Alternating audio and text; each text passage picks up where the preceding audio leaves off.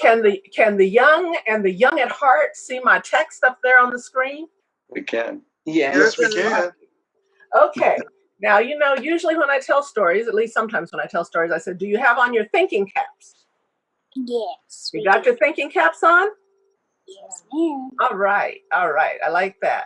So my first text, there's two texts that I'm going to use today.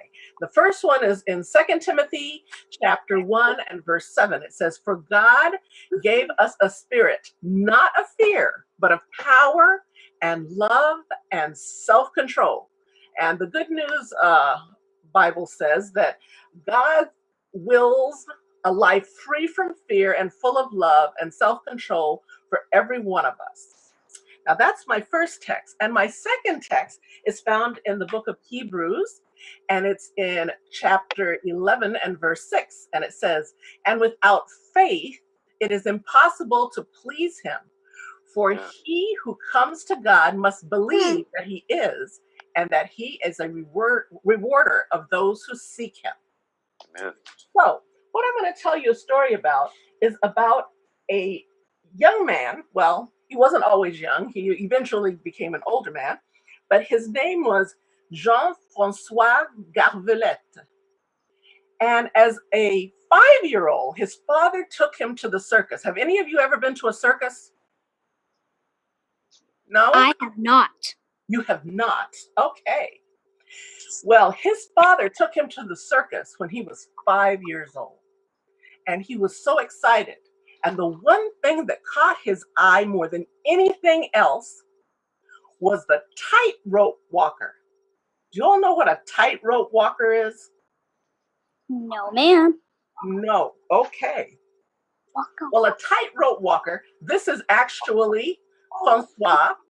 They eventually started to calling him Charles Blondin. That's what his stage name was. But at 5 years old, he went to a circus and he saw a tightrope walker.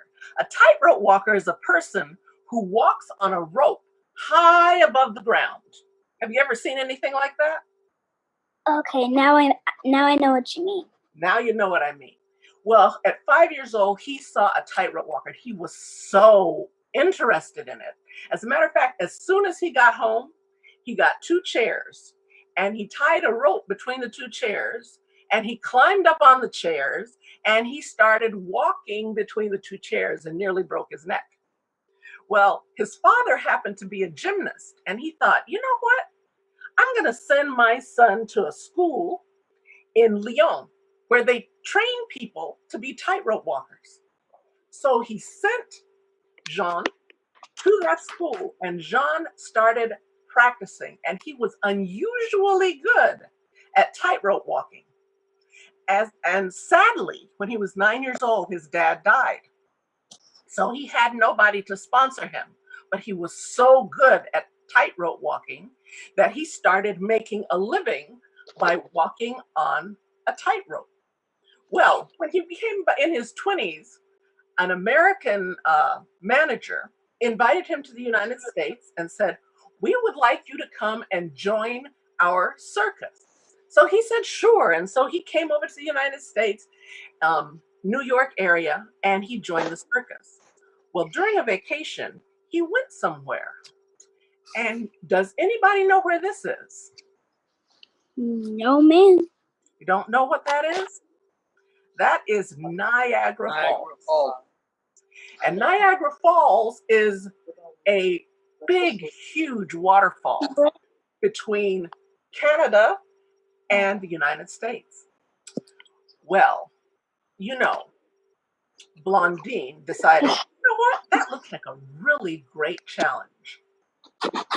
And he said, I think I want to walk across Niagara Falls.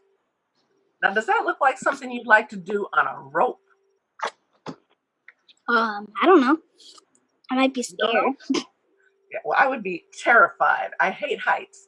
But anyway, Mr. Blondin looked at that and he thought, now I need to go buy a rope that's going to stretch from one side of Niagara Falls to the other.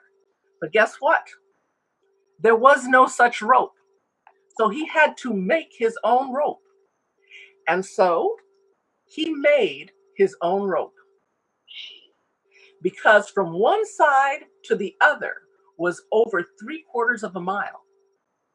And so he had to construct a rope, and he had to get all kinds of other ropes to kind of support that, because the point of tight rope, the reason why they call it tight rope, is the rope is pulled so tight that it doesn't shake too much, because you can imagine trying to walk across the rope over that horrible gorge.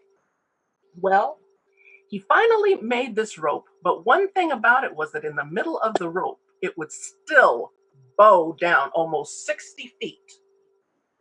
So he would get a long bar, and he told the people that he was going to do this, and you wouldn't believe 25,000 people showed up to see him walk across Niagara Falls. And before he got up there, he says, "Do you believe that I can walk across Niagara Falls?" What do you think the people said? Nope. Nope. Nope. So 25,000 people showed up basically to see somebody die. At least that's what comes to my mind. I think that's kind of warped. But anyway, I digress. Anyway, he started. And guess what? This is a picture of him walking across Niagara Falls. It took him 27 minutes to walk to the other side. And then guess what he did? He turned around and he walked back. Needless to say, everyone was shocked and amazed. And it made the headlines. It says, "Blondine crosses Niagara." No one had ever even tried to cross Niagara Falls on a rope.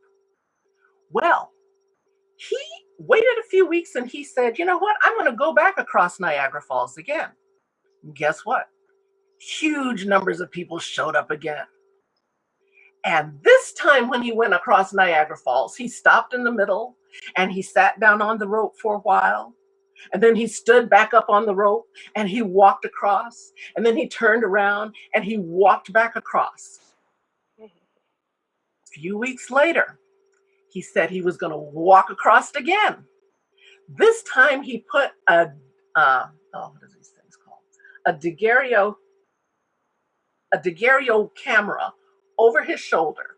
He walked halfway across, and when he got halfway, he put down his balancing rod and he balanced that camera. Now understand, this is not like a camera on our phones. These cameras took a long time to take a picture. And he took a picture of the crowd while standing and balancing on that rope. He did that and he came back. Do you know, these are some of the things he did. He went partway across. He carried an oven. He stopped. He made an omelet and he put it down to the boat underneath the rope so that the people could have their dinner of his omelet while standing on that rope. Another time, he put a big sack over his head. And so he walked across the rope with a sack over his head and back. Another time, he brought a chair and he balanced on 2 legs of the chair while on that rope over Niagara Falls. You'd literally fall in the water. Another time, he laid down on the rope and then he stood back up and he walked across. On another occasion, he had the boat to come up under his rope. He brought a table and a chair. He asked them to send him up a drink. They sent him up a drink. He balanced all these things and he drank his drink, picked up his table and chairs and walked across and then walked back. Well, one of his biggest feats was he got stilts. Do y'all know what stilts are? They are things that you put on your feet. I do know what stilts are. They're You do know huge. what stilts are. The sticks. And you see he's on stilts and he used the stilts and he walked across and he walked back. Well, one day he said, "I'm going to take a wheelbarrow and I'm going to go across." And so he took the wheelbarrow and he went across and he came back. So he says, "Do you believe," to the crowd, "that I could take this wheelbarrow across with somebody in it. And the crowd said, we believe you can. He said, okay, who will get in the wheelbarrow? Guess how many people said that they would get in the wheelbarrow? None. Dead quiet. So he walked across and came back. It's interesting how sometimes we say we believe, but how do you really know if somebody believes? You gotta put your money where your mouth is, basically. So one day he asked his manager, he said, do you believe I can walk across this again with you on my back? And he said, yeah, I believe. He said, well, will you get on my back and let me walk across with you? And his manager said, yes. So he got on his back. And before they started, Blondine said to him, he said, listen, if I lean to the right, you lean to the right. If I lean to the left, you lean to the left. He says, don't do anything that I'm not doing. I said, you go with me, otherwise both me and you will die today. So his manager got on his back and they walked across Niagara Falls. What do you think kept most of the people from going across in his wheelbarrow? What do you think? Unbelief. Unbelief. What's another word for unbelief? They didn't trust him. He didn't trust Fear? him. Fear. Absolutely. Fear. And it's interesting, when we think about it, that was his manager right there in the crowd and went across with him.